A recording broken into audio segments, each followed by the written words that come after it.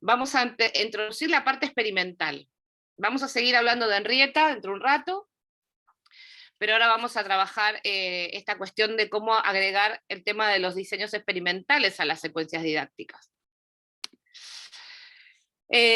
Bueno, por un lado, ustedes saben mejor que yo que en todos lados aparece la idea de que hay que hacer actividades de laboratorio, ¿no? Entonces, te lo dicen los currículums, hay actividades de laboratorio en los libros de texto, hay investigaciones que hablan y montones de hojas diciendo que es importante hacer actividades de laboratorio, pero parecería ser que no, por más que están todas estas recomendaciones, entre los profesores hay cierto desánimo, al menos las cosas que yo estuve investigando, parece que los reales fines que se pretenden no se logran alcanzar, parece que hay mucho esfuerzo por parte del cuerpo docente y que no, eso no se, digamos, no redunda en un rendimiento académico. Entonces, acá la pregunta que nos hacemos es que parecería ser que el problema no es hacer muchas prácticas de laboratorio, sino es cómo se hacen las prácticas de laboratorio.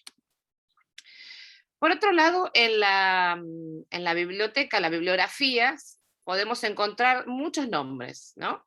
Algunos lo llaman trabajo práctico de laboratorio, trabajo de laboratorio, otros lo llaman actividad experimental, otros lo llaman actividad práctica, hay muchas denominaciones.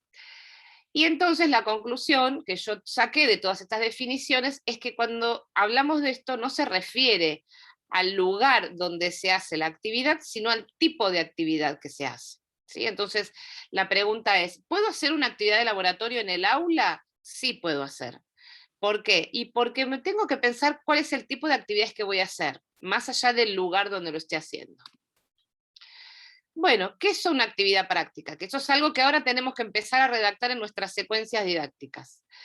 Las actividades prácticas son actividades mediadoras. Son actividades mediadoras entre lo que quiero enseñar y cargada de procedimientos para resolver, y esto me va a generar lo que voy a aprender, lo que quiero que el chico aprenda.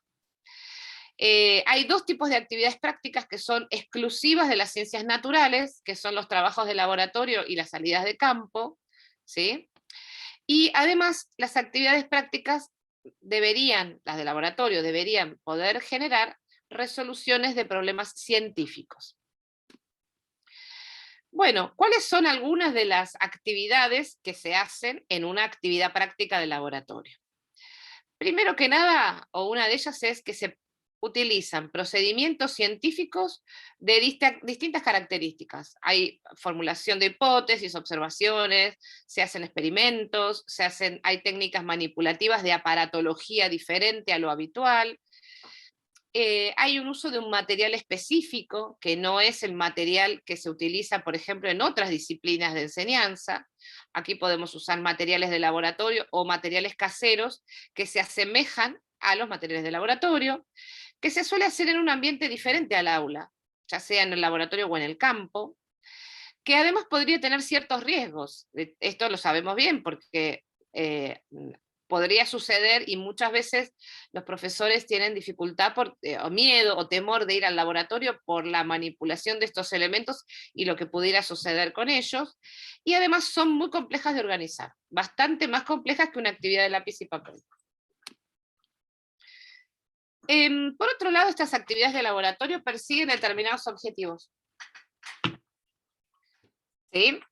En general, podría ser según el tipo de pregunta o según el grado de apertura que se organizan estos objetivos.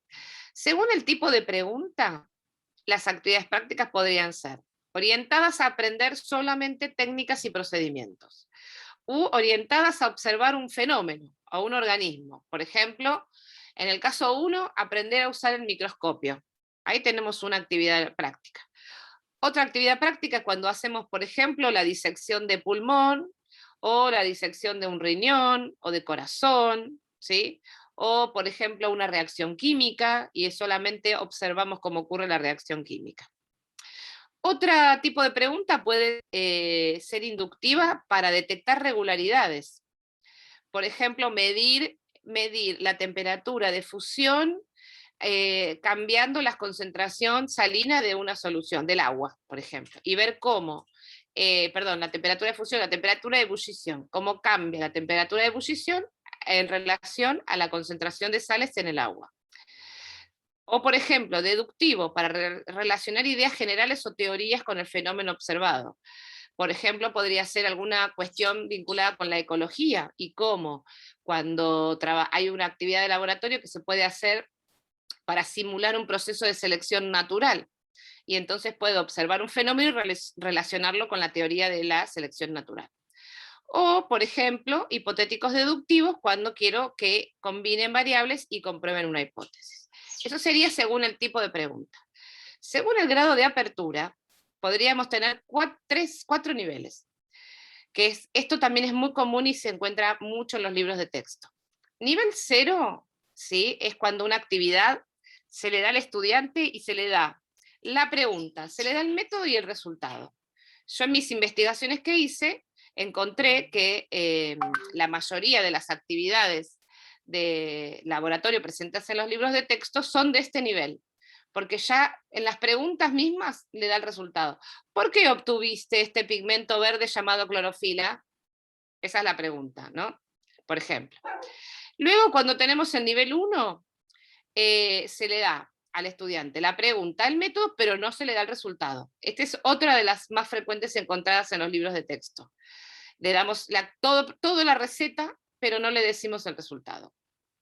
En el nivel 2 solo se le da la pregunta y en el nivel 3 se indica un fenómeno y se le propone un método de manera general y todo el estudiante tiene que hacer toda la actividad, diseñarla él mismo. En general, este tipo de graduación, de apertura, suele tener que ver con la edad de los niños y las niñas, con el ejercicio cotidiano de esas actividades. Por ejemplo, no le daría una actividad de nivel 3 a niños de primero ESO que empiezan en su primera semana de clases, por ejemplo. Pero sí se le podría dar a lo mejor a un sexto año que ya han trabajado durante años previos con actividades de laboratorio. Muy bien, a su vez, estas actividades prácticas pueden perseguir, así como dijimos, que podrían ser por tipo de preguntas, por el grado de apertura, vemos que también a través del objetivo que persiguen puede haber 4 tipos de actividades de laboratorio. Las que se llaman experiencias, que son familiarización perceptivas de un fenómeno. Por ejemplo, podría haber una experiencia con nivel de apertura 1 o nivel de apertura 0, ¿sí? Un experimento ilustrativo, que es algo que me permite mostrar algo que yo ya sé en la teoría. Es cuando uno le dice, ¿vieron que el agua hierve a 100 grados?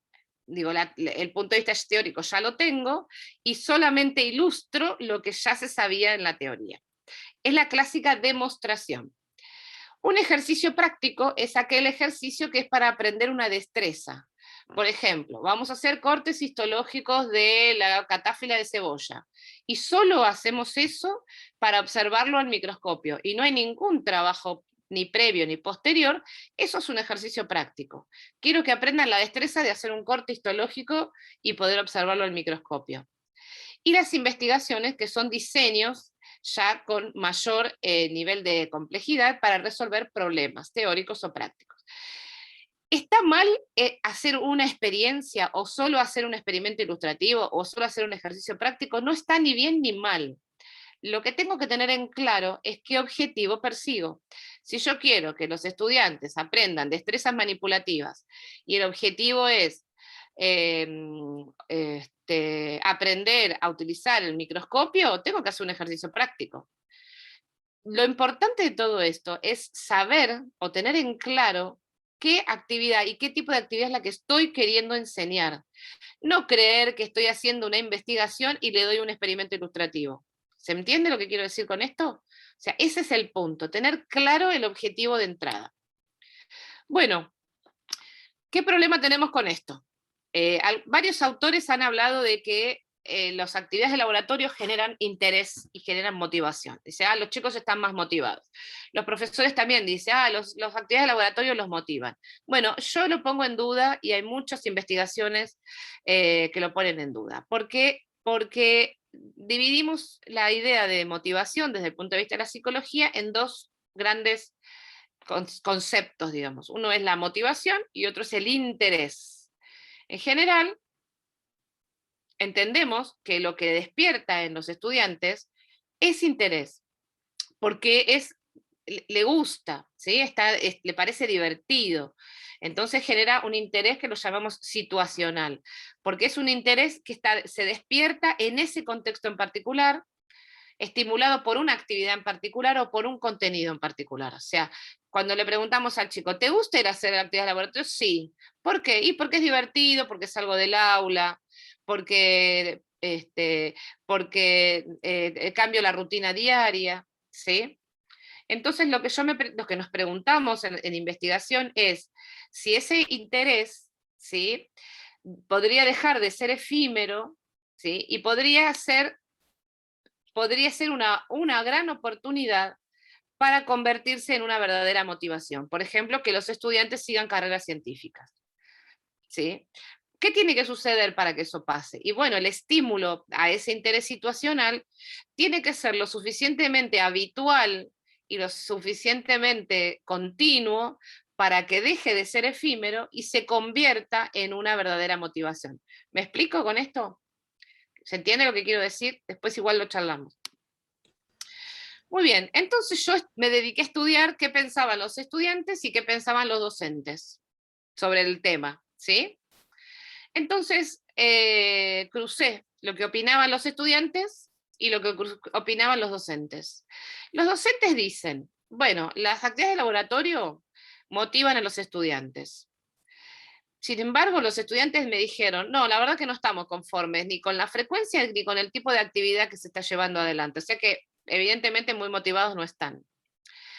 Los docentes me dijeron, requiere mucho tiempo y trabajo de mi parte, lo cual es cierto.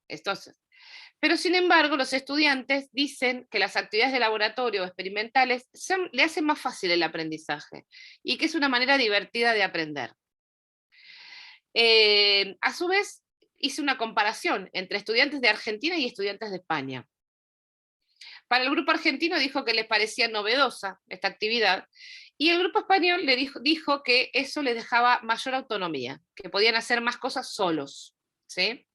Sin embargo, los profesores dijeron que tienen miedo porque puede generar problemas de conducta en la clase. Por otro lado, los profesores dijeron que hay materiales e infraestructuras que no siempre están disponibles, lo cual es cierto también, ¿sí? Y también dijeron que se utiliza para ver la teoría y para mejorar las destrezas manuales. En este caso sí hubo una coincidencia, porque fíjense, los estudiantes dijeron se pretende que puedan ver la teoría de forma empírica, o sea que ahí hubo acuerdo, digamos.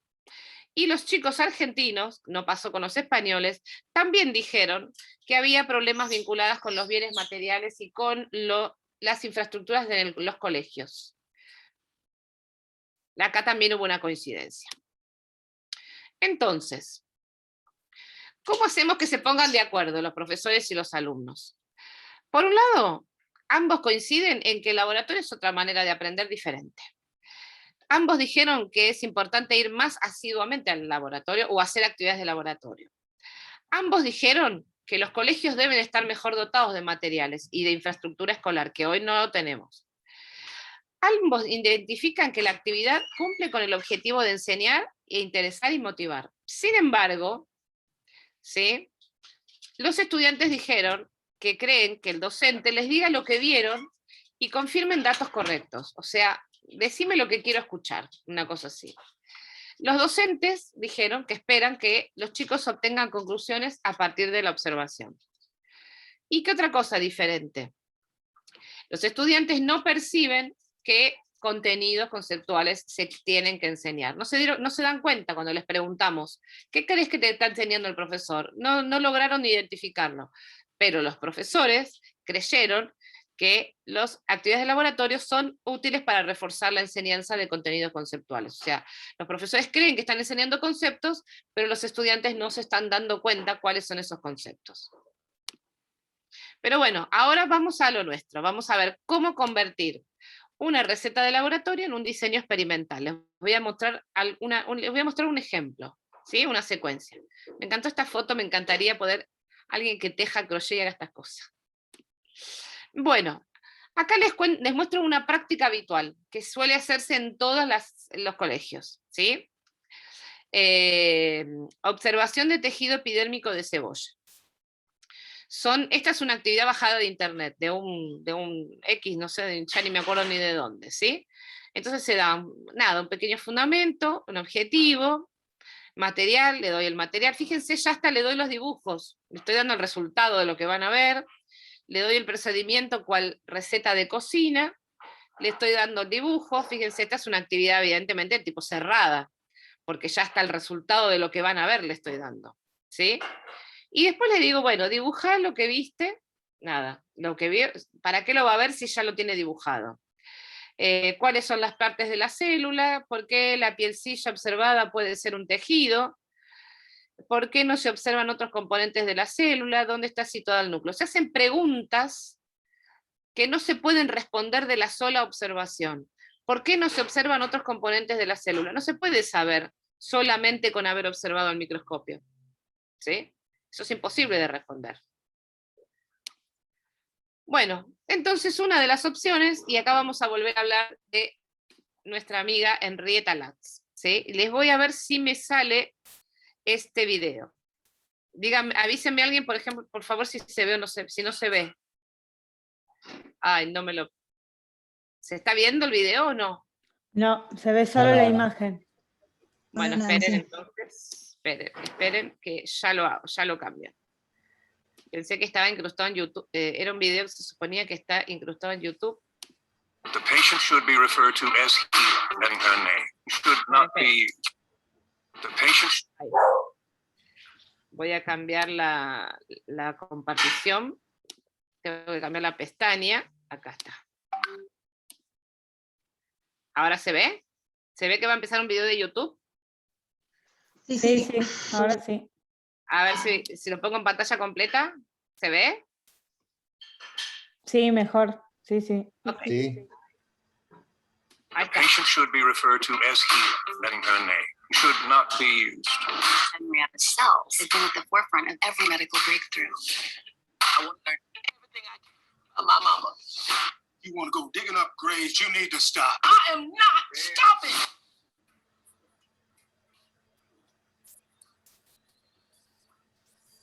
Names just nobody knows.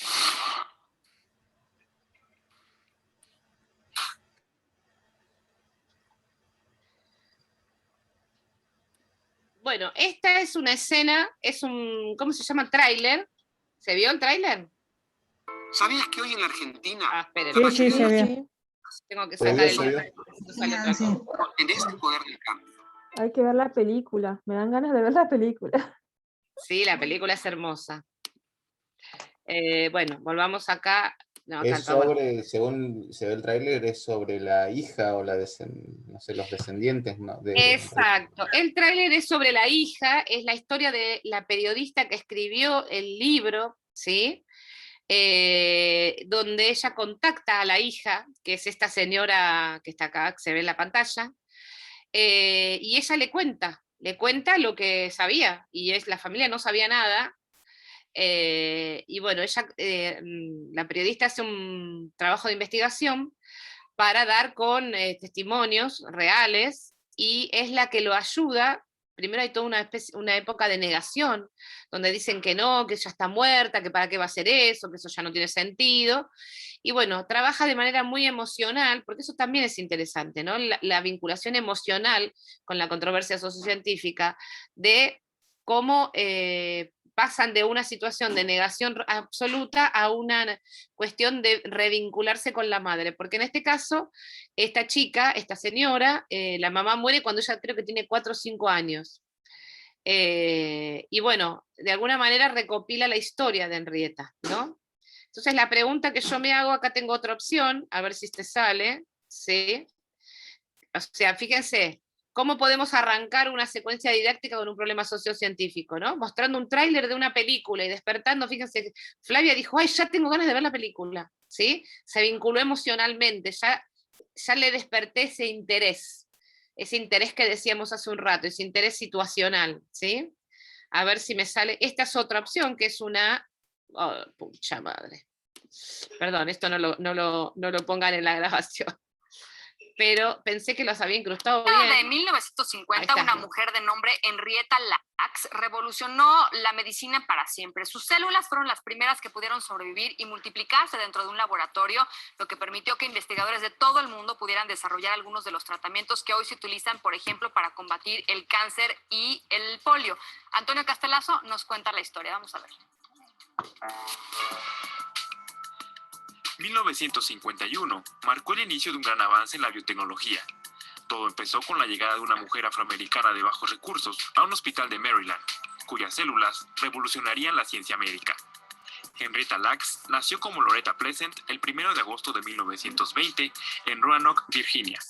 Cambió su nombre a Henrietta después de la muerte de su madre en 1924. El 29 de enero de 1951, Lacks fue al hospital Johns Hopkins para diagnosticar dolor anormal y sangrado. Después de realizar estudios, los médicos diagnosticaron cáncer en el cuello uterino y comenzaron la radioterapia. Como el tumor era de características no muy comunes, los médicos extrajeron 2 muestras cervicales de Lacks sin su consentimiento. En aquel tiempo, para los científicos era imposible cultivar células humanas para su estudio. Las células tumorales soportaban de 3 a 4 divisiones y luego morían. Pero al analizar la muestra de Henrietta, descubrieron que éstas seguían vivas y se multiplicaban.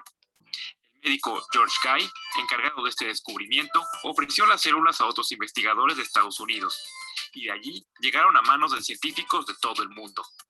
Después de comprobar que estas células podían cultivarse de manera indefinida, les dieron el nombre de células HeLa, en honor a las iniciales Henrietta Lack. El 4 de octubre de 1951, Henrietta falleció, y ese mismo día, el doctor George Guy anunciaba en televisión nacional que las células HeLa podían ayudar a vencer el cáncer. Sin embargo, no explicó de dónde venía el nombre de HeLa, nunca publicó su origen ni dio el crédito que merecía la paciente. Durante años, se especuló que el nombre venía de Harriet Lane, Harriet Larsen o Helen Lane. Estas células permitieron el desarrollo de la vacuna contra la polio e incontables tratamientos médicos. También viajaron en las primeras misiones espaciales para que los científicos pudieran anticipar qué le pasaría al tejido humano en ambientes de microgravedad. Además, fueron las primeras en ser compradas, vendidas, empacadas y enviadas a millones de laboratorios de todo el mundo, algunos de ellos dedicados a experimentar con cosméticos, para asegurarse de que sus productos no causaban efectos secundarios indeseados. No fue hasta 1973 que la familia Lacks se enteró por primera vez que las células de Henrietta todavía estaban vivas. Cuando la familia Lacks se dio cuenta de lo que estaban haciendo con las células de su madre, decidió consultar a abogados para averiguar si tenían derecho a recibir dinero de la industria de biotecnología.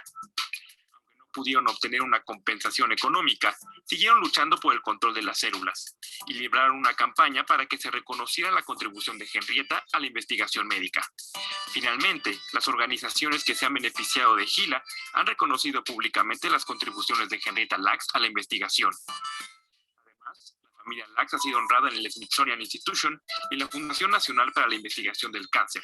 Y en 2010, la Universidad Estatal de Morgan otorgó a Lacks el título honorífico póstumo. Para Fractal, Antonio Castelazo.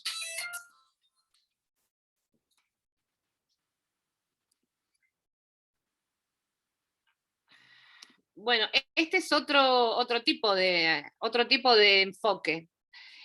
Uno es más emocional, este es más explicativo, es positivo, ¿sí? Es una que además da mucha información al respecto de la situación de Henrietta. Bueno, ¿qué hicimos después? Fíjense. Entonces, esta secuencia didáctica se llama así: el caso de Henrietta Lacks. ¿Se puede utilizar las células extraídas de una persona sin su consentimiento? ¿Sí? Fíjense, esto que estoy mostrando ahora es una secuencia de laboratorio, aunque no parezca. Miren, los contenidos, ¿sí? Están relacionados con los seres vivos, diversidad, unidad, interrelaciones y cambios. Valoración del conocimiento de la teoría celular como aporte para la construcción del modelo de célula. Fíjense, el contenido está sacado del diseño, ¿sí? Igual que hacen ustedes. Objetivos: que los alumnos sean capaces de manipular correctamente material de laboratorio, utilizar adecuadamente el microscopio, hacer cortes histológicos, realizar técnicas de tinción, observar células vegetales y animales al microscopio, identificar formas celulares y reconocer estructuras. ¿Qué error le encuentran a este objetivo? A estos objetivos, perdón. No, por lo menos que no sé si se están relacionando con lo que es no sé cómo se relaciona con el estudio este del caso, estudio de caso, ¿cómo se llama? Del caso Henrietta. Sí, hablando así rápidamente, estoy tratando Claro. de ver también. Sí, sí, tal cual. Es como vos decís, fíjense, entre estos objetivos, ¿sí? Falta algún objetivo que haga vinculación a cuestiones de bioética, o a la cuestión de género, o a la cuestión de habilidades cognitivo-lingüísticas, ¿sí? El objetivo es solamente, o sea, esta es una secuencia didáctica estándar que hicieron unos exalumnos míos hace mucho tiempo, entonces yo la uso para mostrar ejemplos y además mostrar cuestiones que se podrían mejorar. Bueno, faltan cuestiones vinculadas a la situación contextual de lo que estamos hablando ahora. Bien, bueno, entonces acá explica, ¿no? Es la historia de Henrietta, empieza con una pequeña introducción, y fíjense, una de las cosas que trabaja, yo no sé si esto se puede agrandar un poquito más, no, es como vamos a trabajar la técnica de la observación de células al microscopio, pero no le queremos dar el procedimiento como una técnica de procedimiento, como una receta, vamos a explicar o vamos a comentar primeramente qué es la técnica de la histología, de qué se trata, cómo se realiza, ¿sí? Y también vamos a explicar cómo esta técnica se ha utilizado para otros eventos. También hacemos preguntas acerca de la controversia presentada, ¿sí? ¿Qué opinan del Dr. Gray? Si esto sucede en la actualidad, ¿qué podría pasar? ¿Cuál sería la técnica adecuada? Y por eso hablamos de la técnica histológica. Todavía no nos metimos en el laboratorio, como verán. En otra actividad le hacemos buscar ideas previas, ¿no? ¿Qué tipos de célula existen? Suponemos que los estudiantes cuando ven esta secuencia didáctica ya empezaron o ya vieron algunas ideas de teoría celular. Le decimos que vayan a los libros o a las páginas de internet y que hablen de células animales y vegetales, que busque también principales medidas de seguridad para tener en cuenta en el laboratorio. Esto se lo podemos dar nosotros, o podemos hacer que lo busquen en determinados sitios que nosotros le podamos sugerir, ¿sí? O libros. En el método, ¿sí? Vamos a ir ahora a pensar y cómo armar el método experimental. Esto todavía no fuimos al laboratorio, todavía no entramos, ¿sí? Todavía estamos en el aula. Entonces ellos tendrán que pensar qué materiales van a utilizar. Una vez que ellos investigaron sobre lo que es una técnica histológica y para qué sirve y cuál es la utilidad, le damos un pequeño texto para sugerirle algunas pautas de desarrollo del método, ¿sí? Algunas cuestiones a tener en cuenta, pero no le decimos, 1, cortar tal cosa, 2, cortar tal otra, ¿sí? Le hacemos preguntas que puedan responder en grupo. Acá me imagino, por ejemplo, estudiantes trabajando en equipos, respondiendo estas preguntas. Todavía no fuimos al laboratorio, todavía no entramos, fíjense, ni una vez fuimos. Y estamos trabajando un montón de habilidades que tienen que ver con el diseño experimental.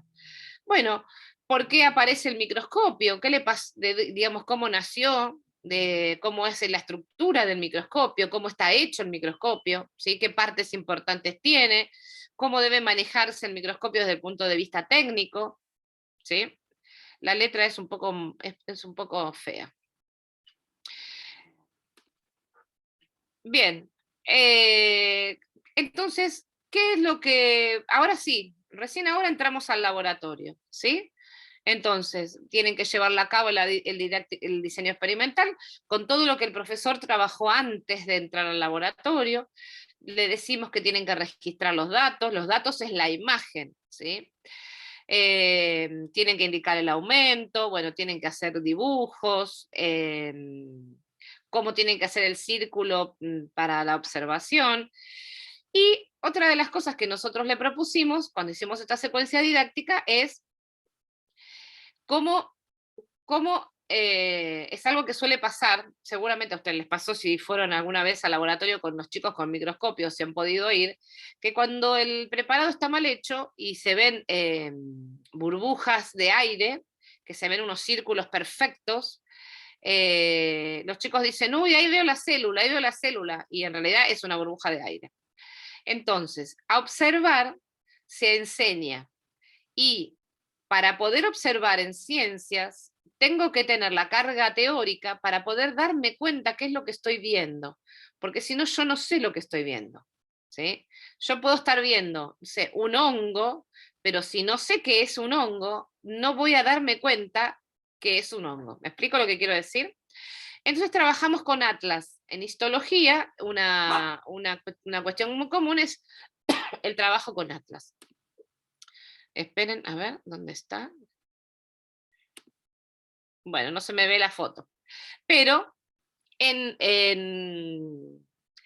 acá, en este apartado, le ponemos fotos obtenidas por nosotros mismos, fotos reales, ¿sí? Con los distintos tipos de formas de ver.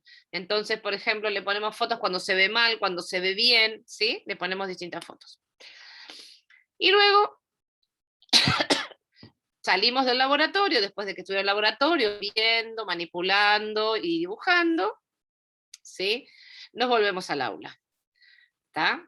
Y le hacemos preguntas al respecto de lo que sucedió en el aula. Si se usó siempre el mismo aumento, qué similitudes se encuentran entre las células que observaron. Fíjense que todas las preguntas están vinculadas a lo que se observó y no a lo que no se observó, ¿sí?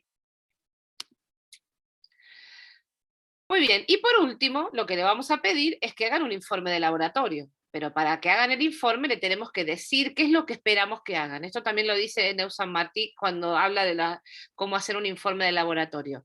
Bueno, les pedimos que hagan un informe, pero les decimos qué esperamos que escriban en ese informe de laboratorio, ¿sí? Entonces les damos las pautas, qué tienen que poner en cada parte del informe. Por ejemplo, miren, en la conclusión le decimos una reflexión propia sobre el contenido trabajado y su relación con el texto del caso de Henrietta Lacks.